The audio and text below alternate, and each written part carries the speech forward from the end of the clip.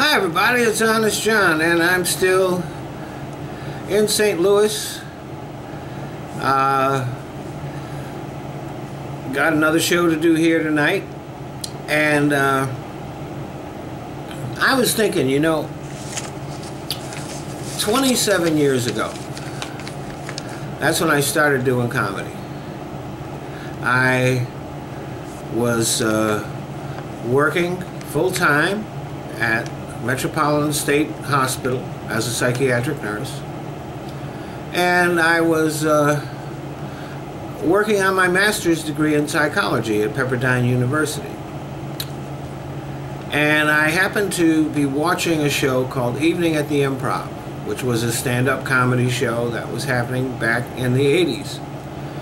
And I saw a guy on the show, I don't remember his name, but I remembered thinking as I was watching him that I'm just as funny as he is. I'm funnier than he is.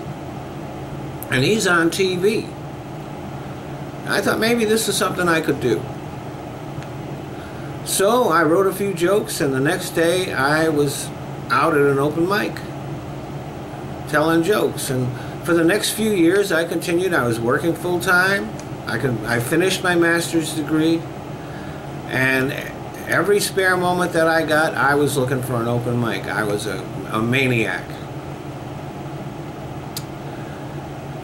But the turning point in my career came when I made friends with a bunch of black comics that turned me on to the urban comedy scene.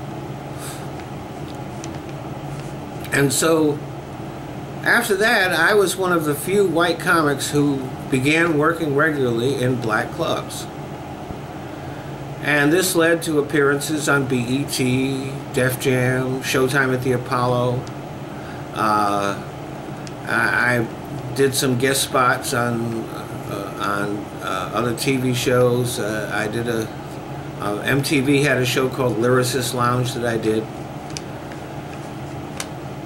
And so, and I began to work regularly on the road. And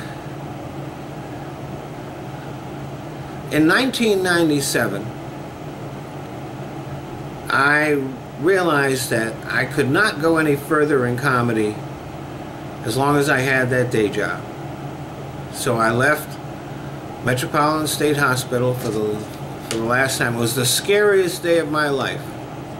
Scariest day of my life doing that. Because I really didn't know what was going to happen. And I've been, well, first of all, a little pat on my back, I'm very good at what I do. Second of all, I'm willing to work hard. But also, I have to admit, I've had a lot of luck. So here I am, I'm in St. Louis. This weekend I'll be in Atlanta. The weekend after that, I'll be in Dallas, Texas, and the week after that I'll be in Japan doing some shows for the troops. So you gotta admit, it's all pretty cool, and I lead a life that is probably as cool as the life of any guy my age that exists. But none of it would be happening if I decided to play safe and stay on that job. Sometimes you have to, if you believe in yourself strong enough, you have to take that leap of faith. You can play safe, and if you do that, your life will go in one direction.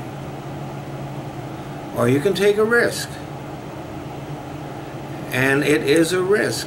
I could have fallen on my face. I could have wound up homeless. But I took that risk, and even though I'm not a huge star like Kevin Hart or Bill Maher or any of those guys, I've achieved enough of a degree of fame that I'm able to work steady and make a living. And because of that, I live this amazing, amazing, wonderful life.